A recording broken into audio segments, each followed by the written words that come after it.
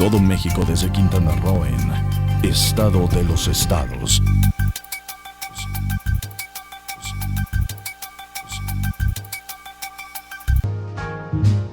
I've got you.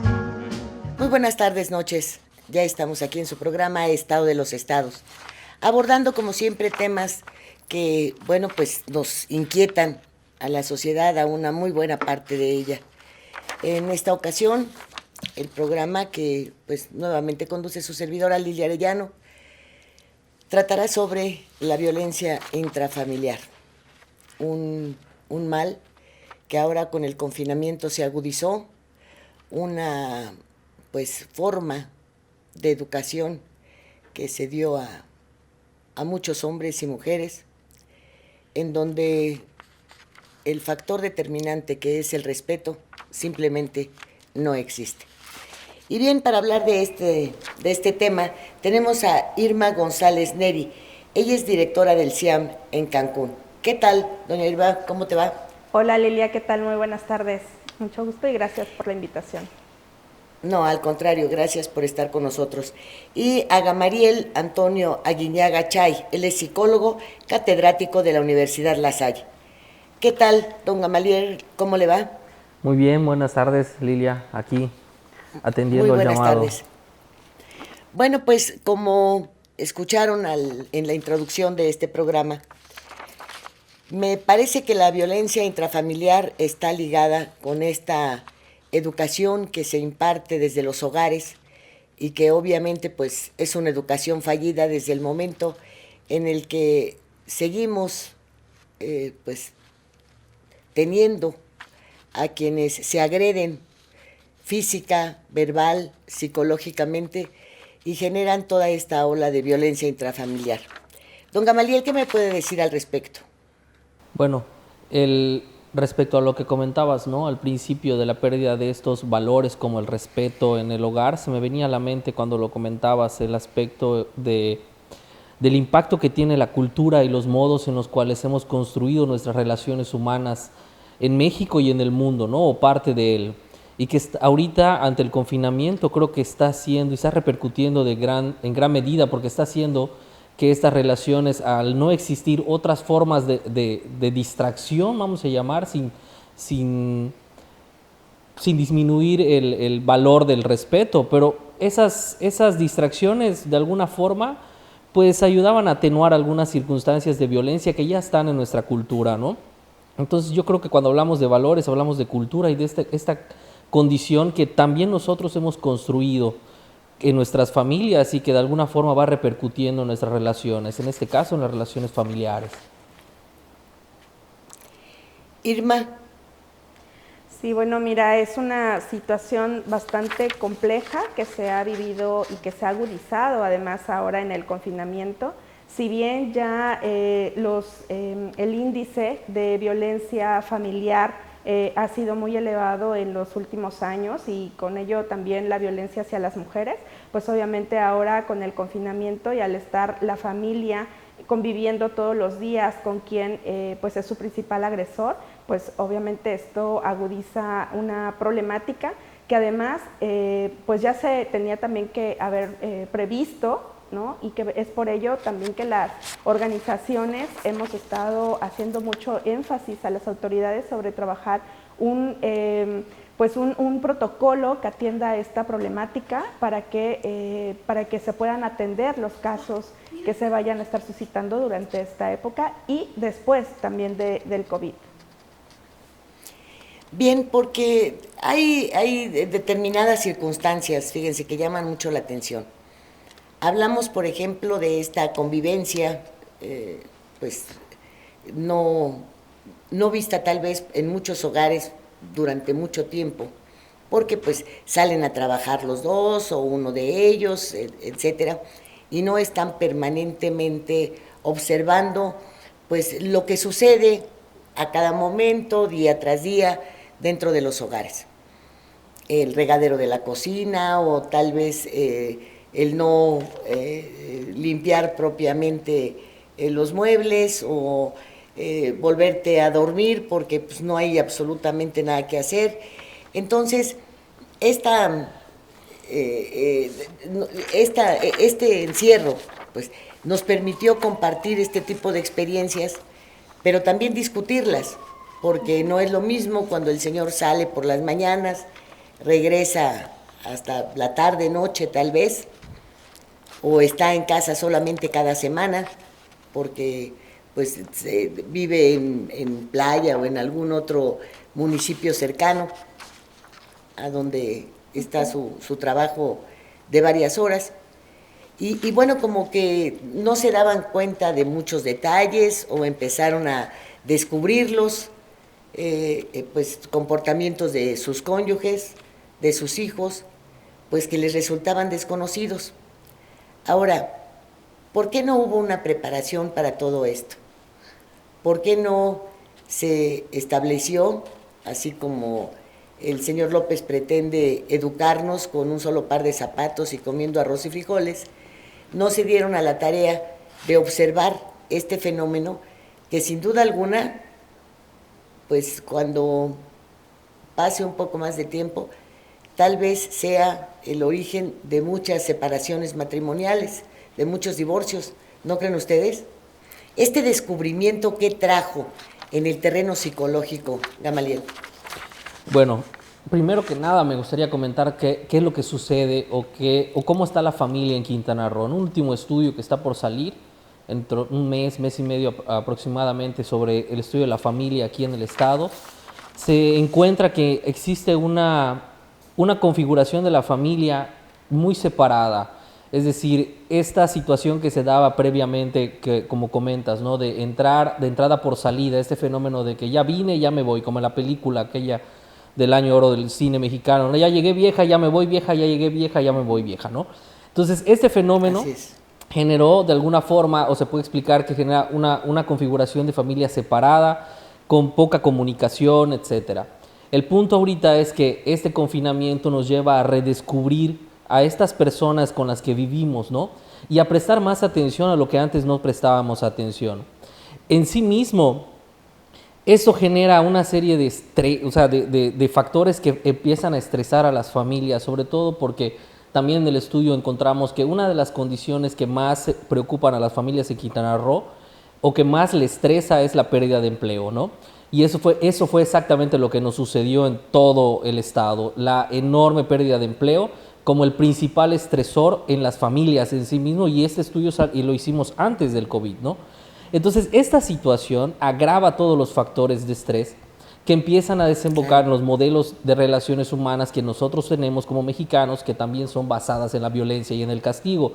De hecho, también en el estudio evaluamos cómo es que las familias o los padres y madres educan a sus hijos bajo qué estilos de crianza, y encontramos que el principal es el castigo, ¿no? La principal estrategia de crianza es el castigo, ¿no? Y entonces aquí vamos viendo cómo incluso la violencia está adherida a nuestras estructuras sociales, como en este caso la familia, como esta institución social tan importante, y que haciendo un poquito y saltándome a la parte que comentas acerca de cómo nos hubiésemos preparado mejor, en definitiva, lo que se comentó hace un rato acerca de los protocolos de atención es una acción muy puntual que es extremadamente necesaria, pero que no puede ser tomada como algo improvisado, ¿no? En el COVID sucedieron muchas improvisaciones porque es algo que llegó y cuya preparación para el caso de la violencia y la atención a la violencia de género y de la familia, pues tuvo que haber requerido y requiere una preparación de años en nuestra sociedad que va más allá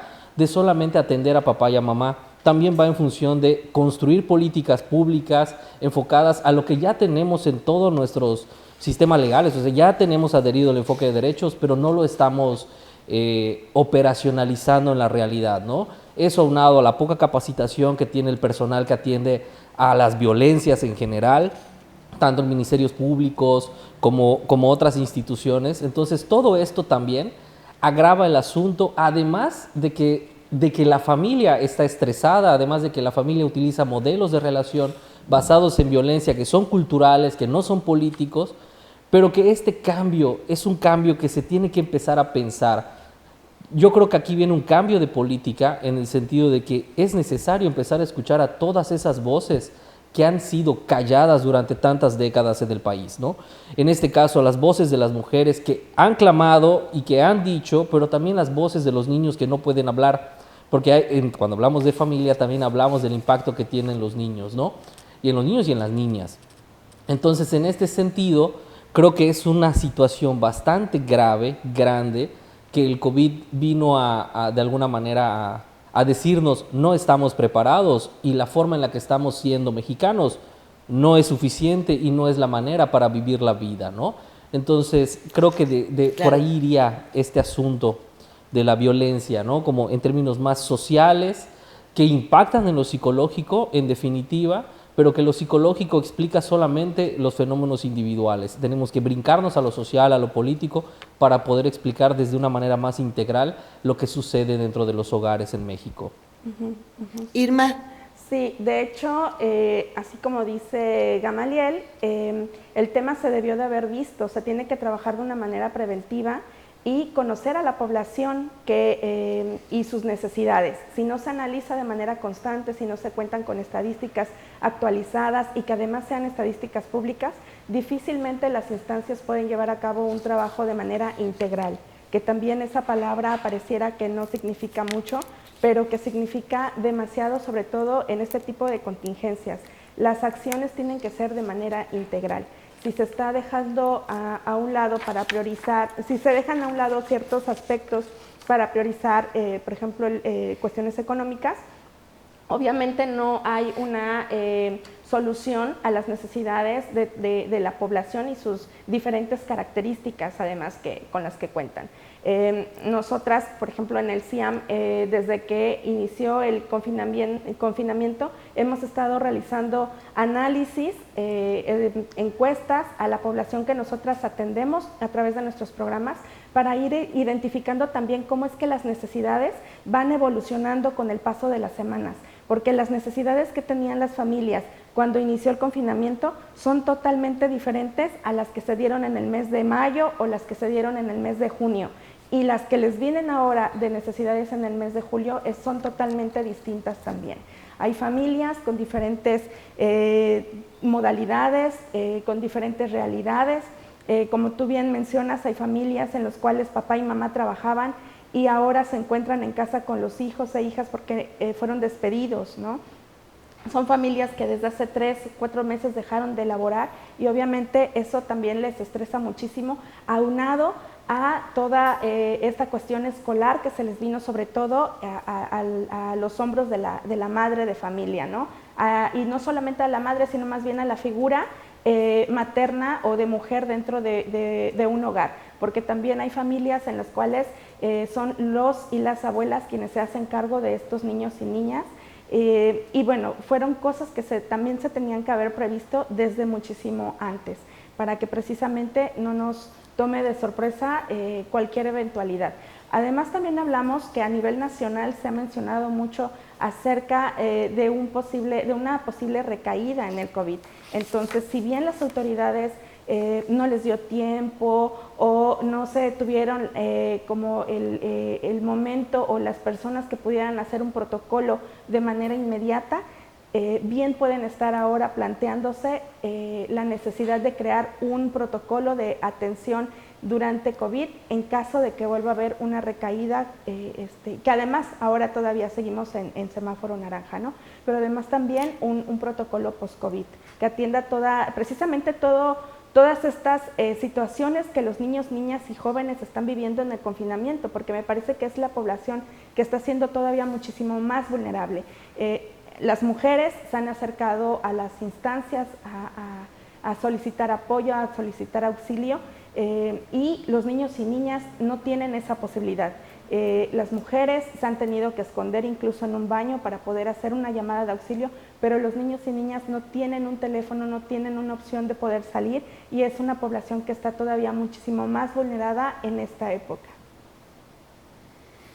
Bueno, pues al principio señalaba yo que gran parte de todo lo que se ha mencionado ahora tiene mucho que ver con la educación, porque miren ustedes, abren las fiscalías de atención especial a víctimas de la violencia intrafamiliar, se emiten leyes en las cuales se acrecenta el castigo.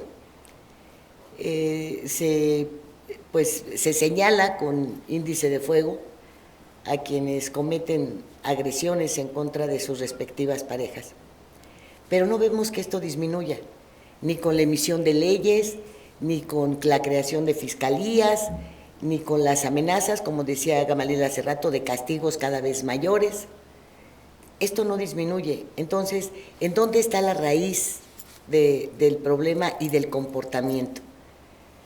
Bueno, para empezar, creo yo que la palabra respeto la hemos olvidado por completo.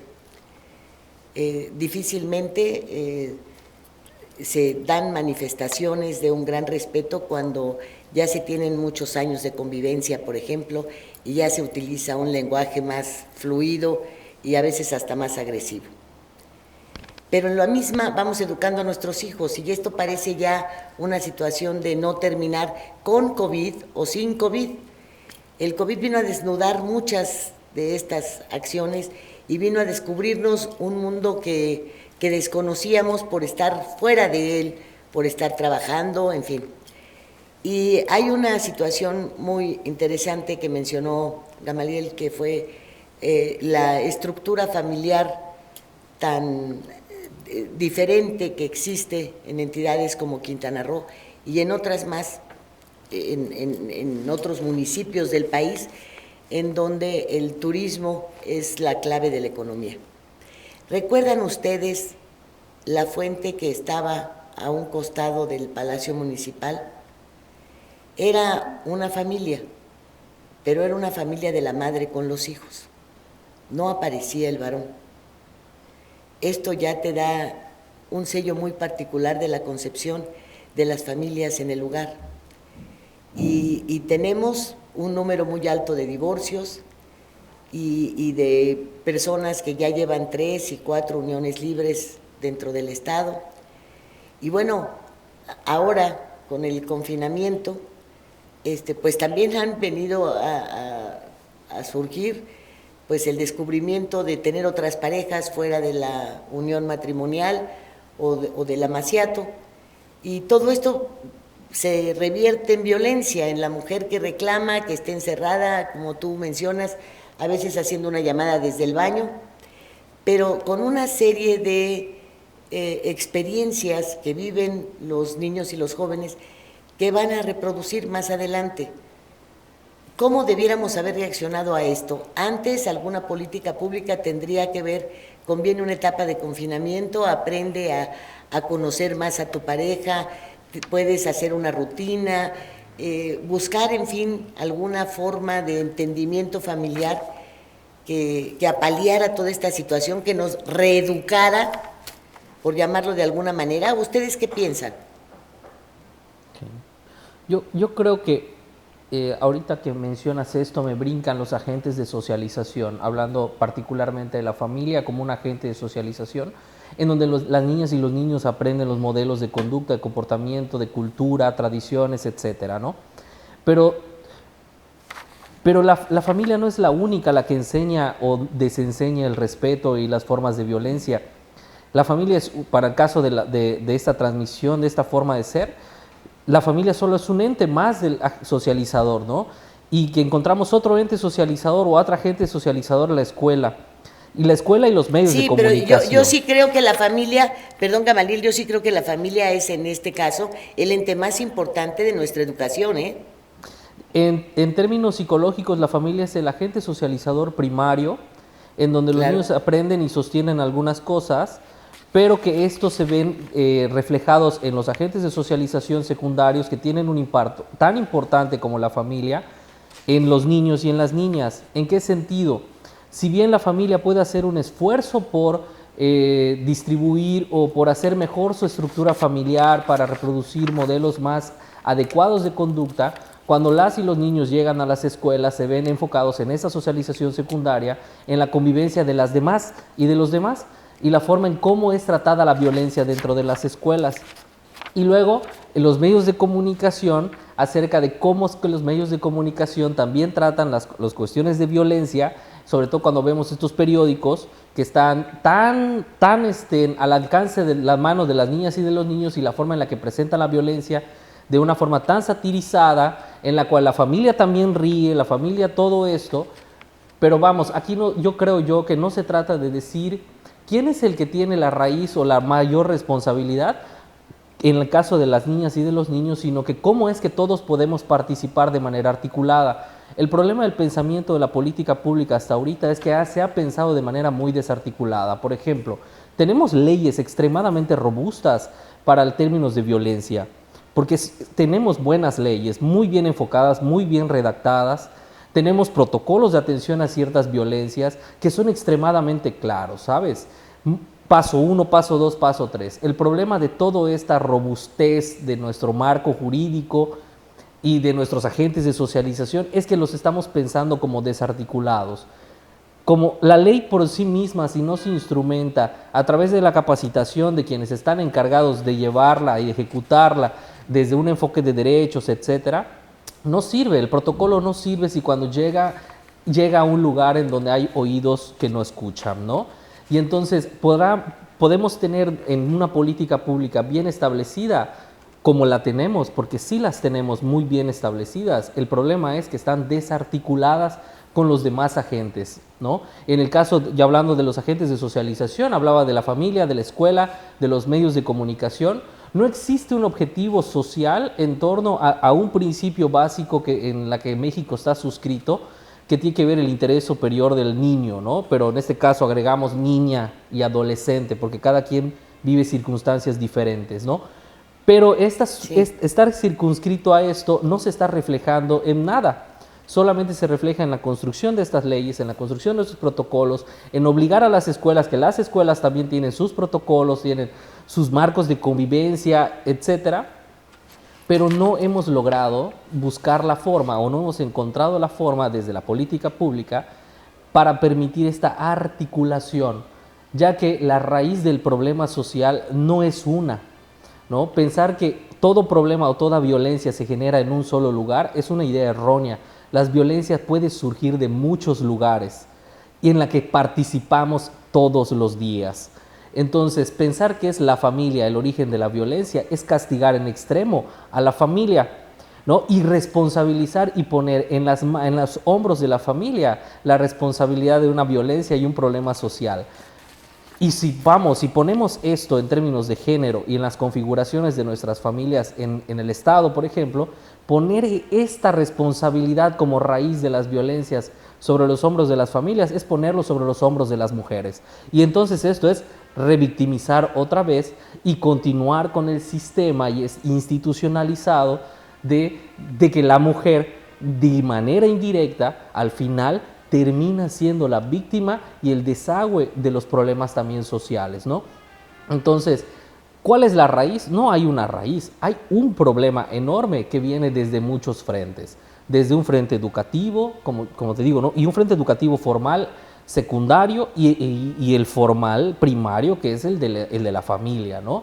Pero la familia está inserta en un contexto comunitario, ¿no? Cuando sale a la calle, que ve en la calle, cuando escucha al vecino, cuando marca el 911 porque a la vecina le están pegando y el 911 nunca llega, ¿no? O no te contestan. Entonces, estas formas de desarticulación que tienen no que ver con las instituciones en su existencia, sino con el tipo de respuesta que las instituciones dan.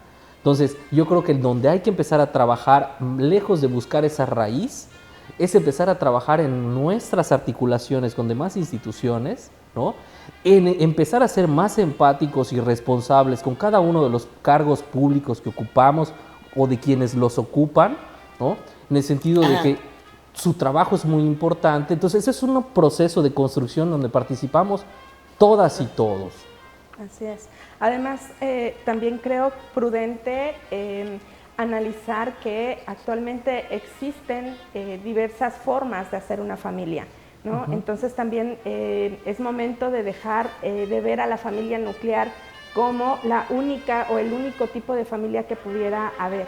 Hay muchos niños y niñas que son felices viviendo en una familia donde está constituida por una madre independiente, ¿no? Que decidió ser independiente o probablemente no lo decidió, sino que más bien fue empujada por una vida de violencia que sufrió y que fue obligada a vivir de esta manera. Pueden haber también familias en donde es un padre quien se responsabiliza de la crianza total de los hijos e hijas, y es muy válido también todo este tipo de familias y sus modalidades. Aquí me parece que lo relevante es precisamente trabajar, y vuelvo a repetir, de esta manera integral, todos los programas que se susciten para la población. Es decir, cuando se hagan programas que tienen que ver con la atención de la violencia, previamente tendríamos que estar pensando en un programa que prevenga la violencia y de qué manera las familias pueden estar resolviendo, qué herramientas son las que deberían de estar manejando para poder resolver de mejor manera todas las problemáticas que se van a estar suscitando dentro de su núcleo familiar. De antemano, en el momento en el que hay más de una persona en un espacio, siempre va a haber un conflicto. Entonces, la manera en la que se puede estar resolviendo ese conflicto es lo que hace la diferencia en el espacio. Toda esta articulación, como dice Gamaliel, con las instituciones gubernamentales, precisamente es un trabajo multidisciplinario entre instituciones, organizaciones de la sociedad civil que trabajamos estos temas, con las que muchas veces la población se siente todavía mucho más afín o más apegada, porque desgraciadamente poco a poco las instituciones, algunas han perdido mucha credibilidad, ¿no? Algo que se suscitó mucho ahora en la contingencia y que nosotras lo fuimos viendo porque nos hacían llamadas de auxilio, nos escribían a nuestro Facebook para solicitar el apoyo psicoemocional porque estaban sufriendo violencia estas mujeres en su hogar. Nosotras les damos una contención emocional que también las prepare no solamente para hacer frente a este duelo que ya tienen emocional, sino también prepararlas para que en el momento en el que asistan a levantar una denuncia, estén preparadas para esa revictimización que muchas veces, ¿no?, se da al momento de que se acercan a las instancias. Y pues bueno, es como toda esta forma integral en la que se deberían de estar viendo los casos, porque de nada sirve que las organizaciones estemos haciendo un trabajo de prevención, de contención emocional, si cuando llegan a poner su denuncia es analizado su caso, y ahora en COVID se analiza si es o no prioritario para proceder a una denuncia y si se regresa a su casa a vivir todavía estos días de confinamiento con quien la agredió, ¿no? Entonces son situaciones que precisamente se tendrían que quedar asentadas de manera escrita en un protocolo, incluso también decir qué personas son las que van a atender estos casos, pero no cerrar la fiscalía, no cerrar las oficinas que atienden estos casos, sino más bien qué medidas preventivas vas a tener tú para tu personal y para poder seguir trabajando y atender estos casos que están llegando, ¿no? Claro, porque estos casos fueron expuestos así, tan abiertamente como lo estás haciendo. Pero acompáñenme, por favor, a un corte. Enseguida regreso. Estado de los estados.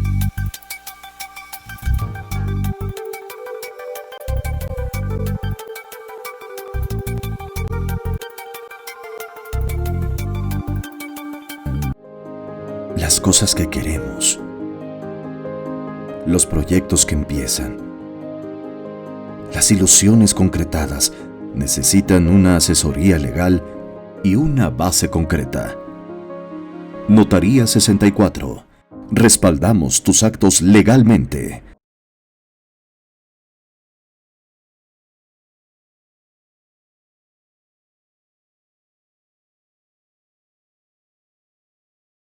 Intensamente tiene un gran significado. En Hospital Americano tenemos más de 20 años en Cancún y con un excelente servicio médico. Área de urgencias, radiología y laboratorio las 24 horas. Visítanos en Retorno Viento 15 Supermanzana 4, teléfono 287-8022 al 29. En Hospital Americano, cuidamos lo más importante de tu familia.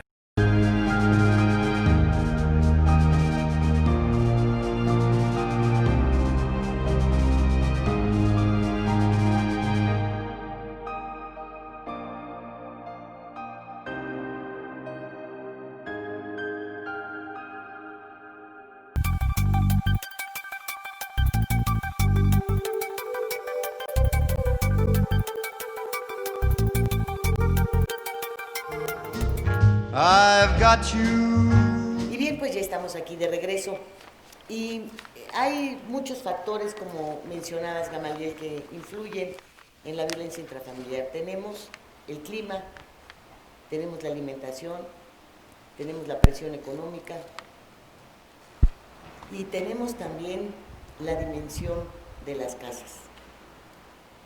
Por desgracia se autorizaron viviendas con un número mínimo de metros, en los cuales imagínense a la familia que pues camina 5 pasos y ya está en la recámara, otros 5 pasos y ya está en el baño, otros 5 pasos y ya tendrá que sentarse a comer. En fin, todo esto yo creo que son agresiones al esquema de vida, al carácter, al ánimo, a la personalidad en general. ¿No creen ustedes? Sí, claro, yo creo que acabas de tocar un tema muy importante que en algún punto se discutió igual en este programa, que es el hecho de de lo ergonómico, ¿no? Todo lo que tiene que ver con la arquitectura del hogar, de donde vivimos. A veces creemos que como seres humanos lo más importante para la conducta solo es la personalidad, ¿no? Como el gran explicador de lo que hacemos y por qué lo hacemos, pero no es verdad. También está el otro, que explica mi conducta también. También explican la conducta un montón de condiciones, que es lo que desde donde emerge esta condición tan diversa de nuestros comportamientos, ¿no? Porque si puede ser... influye por todo. Aquí vemos estas políticas erróneas. Hubo manifestaciones en Palacio Nacional de Mujeres precisamente para denunciar lo que mencionabas. No tenemos a dónde quejarnos y la violencia en nuestros hogares ahí está, y se prestaron oídos sordos. No se estableció ningún criterio, ninguna política pública, no se abrieron y se marcaron protocolos para estas atenciones, pero yo creo que no es difícil imaginar que hay quienes de repente los criticamos porque andan en la calle, andan sin tapabocas, pero ¿qué tanto no pensaron? Mi casa es un infierno, o sea, no puedo ni siquiera prender el aire acondicionado, no tengo, pero los ventiladores o el ventilador tampoco lo puedo encender porque el recibo de la luz llegó altísimo. Entonces apaguen ese ventilador. ¿Qué hago? ¿Me salgo? ¿Me quedo? El dinero está escaso.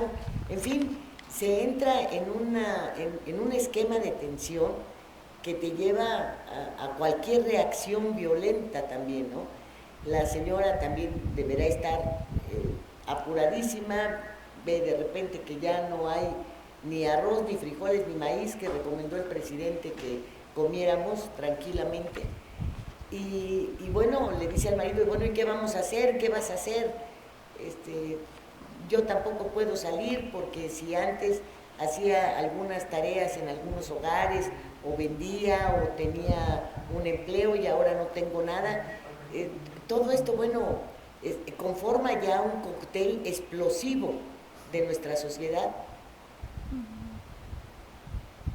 Sí, bueno, el tema económico sin duda es uno de los detonantes para los conflictos dentro de un hogar. De hecho, de acuerdo a al análisis que hemos estado haciendo con las familias participantes de nuestros programas, el 63% de los niños y niñas identifican que en su casa incrementó las discusiones entre su familia debido precisamente a la situación económica, a la pérdida de empleo, ¿no? Y con ello, por supuesto, pues que papá, mamá, quien se está haciendo cargo, digamos, del hogar, tiene esta presión de poder encontrar solución al problema de la alimentación, que fue una de las principales preocupaciones de la familia, el alimento. Y pues bueno, también lo de el tema de las tareas escolares, pero en tercer lugar precisamente estaba también el pago de la renta, porque muchas de las familias no cuentan con esta posibilidad de tener un hogar propio, una vivienda propia, sino más bien es una vivienda rentada, además de que se añade esto otro que mencionas acerca de la infraestructura de esta vivienda, qué condiciones están teniendo, porque ni siquiera tienen opción de un patio trasero o delantero donde los niños y niñas puedan desarrollarse libremente, realizando actividades lúdicas en su día a día. Vuelvo a repetir, me parece que es la población que se le ha vulnerado todavía mucho más porque se le ha tenido que obligar a que deje la escuela, a que deje a sus amigos, amigas en este momento, pero además estar encerrados todo el día en una vivienda tan pequeña, en donde además ha quedado en diversos análisis o investigaciones, se ha determinado que hay una relación directa entre pues si estos pocos metros cuadrados que tienen las viviendas y la poca posibilidad que hay que las personas puedan tener un espacio propio dentro de esta vivienda y el abuso sexual, por ejemplo, o la violencia familiar, ¿no? Sí, se supone que la construcción de cientos y de miles de viviendas en fraccionamientos iba a evitar pues todos estos conflictos. Y lo cierto es que vinieron a acrecentarlos de una manera bárbara, ¿no? Lo que se habla en un área se escucha perfectamente bien en otra, ¿no?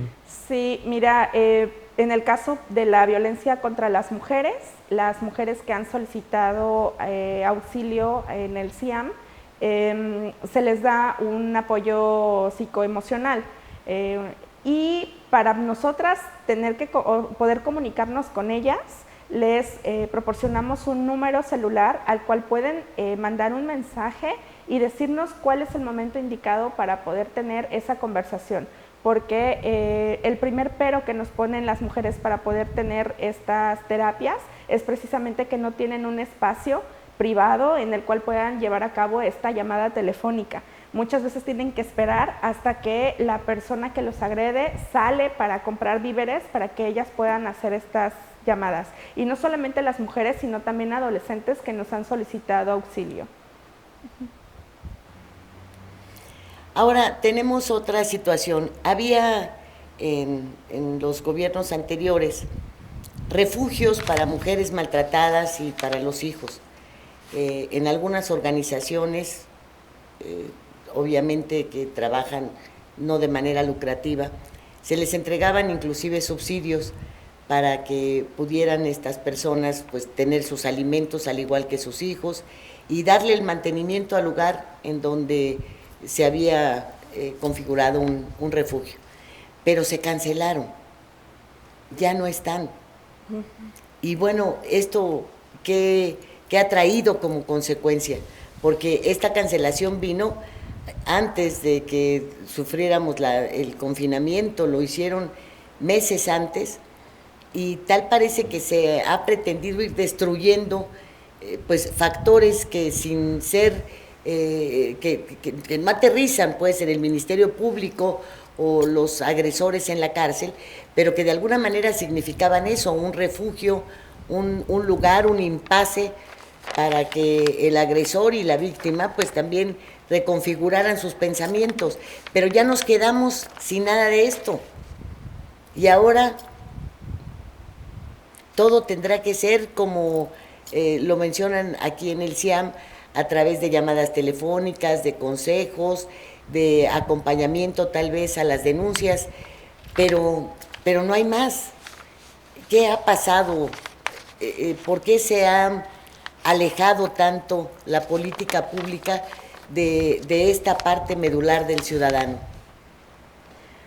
Pues ha sido una realidad que no necesariamente es por el gobierno actual, me parece que ha sido una realidad desde hace muchos años en las que el tema de violencia y violencia hacia las mujeres y a los niños y niñas no se ve como un tema prioritario, creo yo. Es necesario que el gobierno pues plantee precisamente espacios en los cuales las mujeres puedan acudir en caso de que su vida esté en riesgo. Nosotras y nosotros estamos en nuestro estado precisamente con una alerta de género. Con esta alerta de género es necesario que exista un refugio y un centro de atención especializados en violencia hacia las mujeres. No lo hay hasta donde... Sí, Irma, pero fíjate qué curioso. En años anteriores los municipios pues procuraban un acercamiento, ya fuera a través del DIF o de 2 o 3 organizaciones locales. y así cada municipio podía identificar y proporcionar cierta o respaldo a los ayuntamientos, perdón, cierto respaldo a estos refugios. El Estado podría hacer lo mismo, pero bastó con que la Federación fuese la que cancelara los que tenía para que los demás hicieran lo mismo, ¿no? Yo no sé si se han acercado, si tienen un presupuesto, si nada más está el CIAM, si está el Instituto Quintanarroense para la Mujer, etcétera, pero no vemos resultados tangibles, ¿no? Está bien que no se sepa así de manera abierta en dónde se encuentran los refugios, porque pues entonces los agresores podrían ir a buscar a sus mujeres. Claro. Pero más que guardar discreción en esto, tal parecería que hay complicidad y falta de información para que pues algunas organizaciones que no son tan puras pues hagan negocio con esto, ¿no? Entonces nos enfrentamos a combinaciones que yo creo que le dan al ser humano, Gamaliel, otro perfil, ¿no? Claro. Respecto ¿a qué te refieres con el perfil?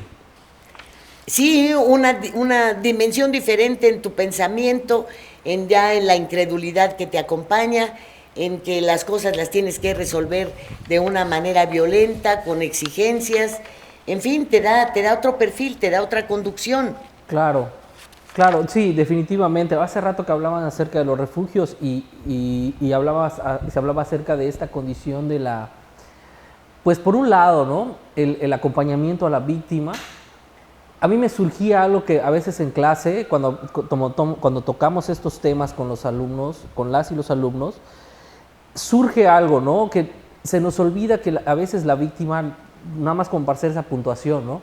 La mujer o el hombre que en menor medida, pero también lo sufre, pero no hacen la denuncia, ¿no? Y hay un enjuiciamiento social frente a la mujer que está viviendo y a la familia que está viviendo esta violencia y que no se sale de ella, ¿no? Como si la familia fuese la responsable misma, la mujer fuese la culpable de esa violencia porque no es capaz de ir y denunciar y de defenderse, ¿no? A veces ignoramos que es muy difícil para ella el verse sujeta a estos condicionantes sociales, tanto lo que las vecinas y los vecinos dicen de ella, lo que su abuela, su mamá dicen de ella si deja a su marido o a su pareja, ¿no? Pero también está la condición económica, que lejos del enjuiciamiento social tengo 4 hijos y si dejo y denuncio a fulanito, ¿qué como? ¿No? Y es donde adquiere un cierto sentido eso que decías de los refugios, ¿no? El refugio daba, creo yo, cierta certeza a estas mujeres para poderse sentir un poco protegidas de todo el estado de vulneración de sus derechos, de su persona, de su condición humana en la que están sujetas, ¿no? Entonces era como un lugar desde el donde agarrarse. Pero si bien también hay mucha desinformación, no me atrevo a pronunciarme respecto a qué sucedió con los refugios en particular, sino solamente me pronuncio en el aspecto de que son importantes en el sentido de que dan certeza tanto jurídica como psicológica a la mujer para atreverse a romper el ciclo, ¿no? Como una herramienta más, tampoco como la panacea que soluciona todo. Pero no me puedo pronunciar acerca de su desaparición o acerca de esas condiciones porque no conozco el contexto en general, ¿no? Hay un fenómeno que en este actual gobierno y en los anteriores también ha estado pasando en menor medida, pero mucho más en esta, es en la tergiversación quizá que se presenta o en la percepción, no sé si la tergiversación de la información sea objetiva, pero en mi caso hay una percepción de que existen ciertos tintes que no me dejan informarme de manera correcta. Entonces se me dificulta pronunciarme en torno a esta desaparición o no de los refugios y acerca del contexto que tenían estos refugios, ¿no? Pero de que este perfil del que hablabas acerca de la mujer, esas condiciones el encontrar espacios seguros en donde puedan ser escuchadas y podamos ser escuchados también, pues nos ayudan un poquito a no tener que hacer los movimientos sociales que se estuvieron haciendo, ¿no? Sí. que no se debe de hacer así, que sí se debe de hacer así. Bueno, habría que estar en la circunstancia de que se te desapareció una hermana o se desapareció un hijo tuyo o algo pasó en tu casa como para poder entender quizá un poco el nivel de coraje que implica el hecho de hablar y que nadie te quiera escuchar, ¿no? Y cuando hablo de que nadie te quiere escuchar, no me refiero a una persona en particular, sino que me refiero a las instituciones, ¿no? No a las personas, a nuestras mismas estructuras, que tal pareciera que están dejando un poco de proteger a las personas en su razón de ser y de existencia y se están enfocando mucho más a mantener su propia institucionalidad, ¿no? Y la razón de ser de la institución es la persona, es la gente, ¿no? Entonces, por ahí me pronuncio un poquito más acerca de los refugios en esta necesidad de disminuir o de dar esta percepción de seguridad a las mujeres, pero respecto a su desaparición o no, bueno, esa ya es una situación que ha estado rodeada de tanta información de todos lados que no, en lo particular no confío como para poderme pronunciar ya sea a favor o en contra de esta desaparición, porque no lo sé, ¿no? Y es que recordemos, bueno, que el CIAM tenía un centro de atención y un refugio que cerró desgraciadamente en 2011 y fueron muchísimas las situaciones por las cuales se decidió cerrar. Y una de ellas precisamente fue que en aquel entonces se redujeron el presupuesto que estaba destinado para la atención a víctimas de violencia de género. Esa fue una, pero bueno, también precisamente a cuestiones de seguridad que se empezaron a suscitar contra el personal del CIAM y la poca articulación que hubo de las instituciones de gobierno para poder proteger a las víctimas que estaban dentro del refugio y que eran atendidas en el centro de atención. Fueron más de 11.200 los casos atendidos en un lapso de 10 años. Y lo que siempre nos hemos estado preguntando después de que cerró el centro de atención y el refugio es dónde están yendo todas esas mujeres, sus hijos e hijas, a buscar ayuda. Y es algo que impulsa precisamente a que nosotras le estemos constantemente preguntando pues a las instituciones gubernamentales que son además las encargadas de velar por dar refugio y atención a estas personas. Cuáles son los resultados o cuál está siendo el avance para poderle palomita, ¿no?, a este requerimiento y poder atender precisamente pues esta necesidad claro, latente que hay para prevenir feminicidios. Bien, pues por desgracia el tiempo casi se termina y tenemos aquí ya un panorama pues más o menos completo de todo lo que ha traído el confinamiento y este virus que logró meterse a nuestras vidas, a nuestra intimidad, a nuestros hogares, a cambiarnos hasta formas de pensamiento y de actuación. Ahora, ¿qué hacemos con esta violencia intrafamiliar? ¿Cuál puede ser una salida o una opción o un consejo que pudiéramos dar a quienes nos hacen favor de estar siguiendo este programa? Porque, bueno, el problema ahí está, pero ¿y cómo se resuelve? Esto nos va a llevar a considerar que esto de estar aprobando fraccionamientos y construcciones con casas tan pequeñas, pues no es lo más sano que pueda tenerse para poder desarrollar una familia sana, física y mentalmente. Tenemos que buscar otras formas de entendimiento con una capacidad mucho mayor de comprensión.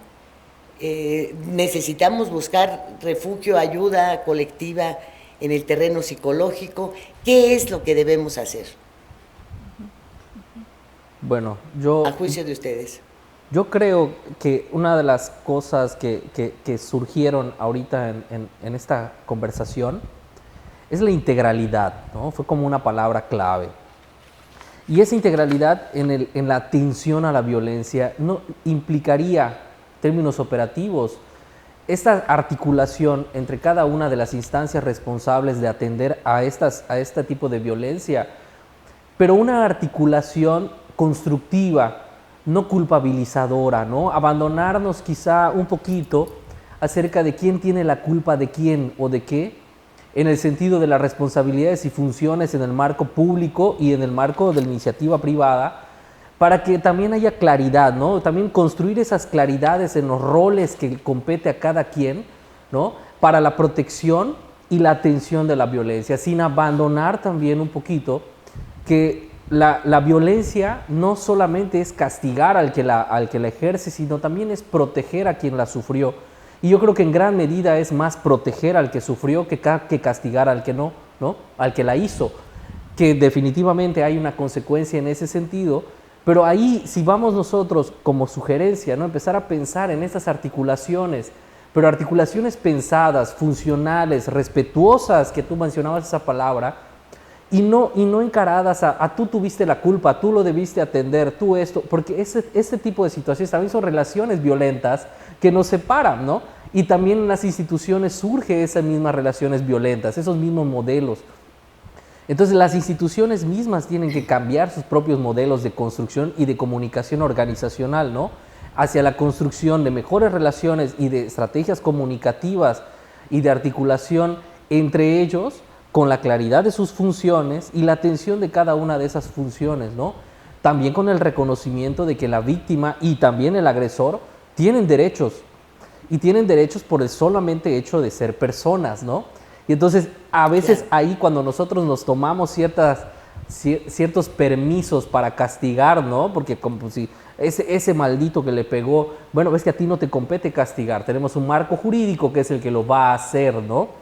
Entonces, cada quien que cumpla su labor, yo creo que esa es una condición importante, ¿no? La otra es empezar, no para ahorita en el COVID, pero sí empezar a pensar este punto que tocas acerca de la infraestructura social, ¿no? La recuperación también de espacios públicos en nuestras colonias. Ahorita ya hubo una reforma en la que ya no se pueden hacer casas como las que comentas, ¿no? Pero también ya se pronunciaron los constructores y dijeron que entonces ya no pueden hacer casas de interés social. Eso sucedió en Quintana Roo hace unos meses, ¿no? Entonces, ¿qué quiere decir? Que van a haber menos casas para la gente. Entonces, también hay que buscar estrategias de cómo garantizar el derecho a un hogar, ¿no? Que empieza a estas políticas y junto con la cuestión económica empiezan a golpearnos, ¿no? La recuperación de parques, la recuperación de espacios, pero recuperación de parques no es limpiarlos. Es también una cuestión presupuestal de asignar actividades, de asignar cosas de integración que nos permitan conocernos, que nos permitan recuperar el mercado, no el supermercado, ¿no? Tenemos el espacio del supermercado en cualquier colonia, claro, pero no el mercado. Ese espacio de convivencia, porque no es lo mismo. El contexto y la infraestructura también, de alguna manera, condiciona el tipo de relaciones sociales que tenemos con nuestra comunidad, ¿no? Entonces, esta integralidad implica todos estos elementos que hay que empezar a pensar y sentarse de manera seria, sin pensar en las ridiculizaciones y empezar a pensar en cómo construir entre todas y todos una mejor sociedad. Y no solamente dejarlo o culpabilizar a un rubro político, educativo, económico. No, todos tenemos que participar porque no es una raíz. Son muchos lugares desde donde surge. Sí, y bueno, yo sí apoyo lo que comenta Gamaliel, y yo creo que también añadiría esta importancia nuevamente de tener un protocolo, que las instituciones hagan un trabajo multidisciplinario, que hagan una mesa de trabajo para poder crear un protocolo integral en estas semanas que queda de confinamiento y post-COVID. Y en el post-COVID, pues también tomar en cuenta las necesidades de los niños y niñas, cómo va a ser este regreso a clases, que en las primeras semanas de clases exista un programa de contención emocional para los niños, niñas, adolescentes, pero también que involucre a el seno familiar, ¿no? Cómo está funcionando, hacer actividades que de alguna manera nos ayude también a disminuir esta tensión que se dieron durante estas semanas, estos meses. Y pues bueno, nosotras aprovechando este momento en el CIAM vamos a tener un programa que se llama Transformando Emociones. Va a iniciar en la primera semana de clases, precisamente para cuando ya el semáforo esté en verde. y darle contención emocional a estos niños y niñas, pero también dándoles un apoyo pedagógico porque lo van a necesitar, ¿no? Al momento en el que empiece toda esta, pues todas las actividades escolares, se les va a tratar de poner al día en el tema educativo, entonces también hay que darles esta aportación, este apoyo para que al realizar las tareas cuenten con las herramientas necesarias para hacerlo de la mejor manera y de la manera más saludable y más sana dentro de las familias. Entonces ya nosotros estaremos también dando información en nuestras redes sociales para poder inscribir a sus hijos e hijas, que además nosotras tenemos un protocolo que vamos a implementar para que las familias estén totalmente seguras de que estaremos salvaguardando también la salud de quienes participen en los programas. Pues muchísimas gracias a ambos por su participación y creo que de mi parte debemos buscar una convivencia que resulte más agradable, más pacífica, menos agresiva para nuestro entorno. Pero si se trata de gritar, si se trata de pelear, pues ¿qué le parece si enfocamos eso hacia nuestras autoridades, hacia esos políticos que tanto han prometido y tampoco han hecho, para que de una vez decidan si las próximas construcciones las van a seguir haciendo de 28 metros, de 36 metros, negándoles espacios abiertos, generando una serie de inconvenientes para la formación de las familias, de los hogares, si se van a preocupar porque los niños que van a la primaria puedan tener clases dentro del confinamiento, si van a dedicar un canal de los que tienen los sistemas de comunicación abierto para poder dar todas las clases que se necesiten a todos los niveles de las escuelas públicas, si se van a preocupar por los ciudadanos o van a seguir preocupándose por sus ascensos políticos. Porque mucho tenemos que ver los ciudadanos, pero otro tanto tiene que ver esta falta de políticas públicas y esta mirada hacia lo que realmente está sucediendo en México y con los mexicanos. Muchísimas gracias, Gamaliel. Muchas gracias, Irma. Gracias. Les agradezco infinitamente su presencia allá en los estudios de MXN y pues vamos a ver que no regrese el color rojo a muchos semáforos como está sucediendo ya en varias entidades del país. El apresuramiento y no hacer caso de las opiniones de la Organización Mundial de la Salud, que nos dice que todavía no estamos en lo peor, pues nos hacen prever que si esto va para largo, tenemos que respirar hondo, profundo, llevarnos a la paciencia y no agredir a los nuestros. Gracias, muchas gracias a usted por el favor de su atención y hasta el próximo Estado de los Estados. Soy Lilia Arellano, le deseo una muy buena semana. Sunshine of my life. That's why I'll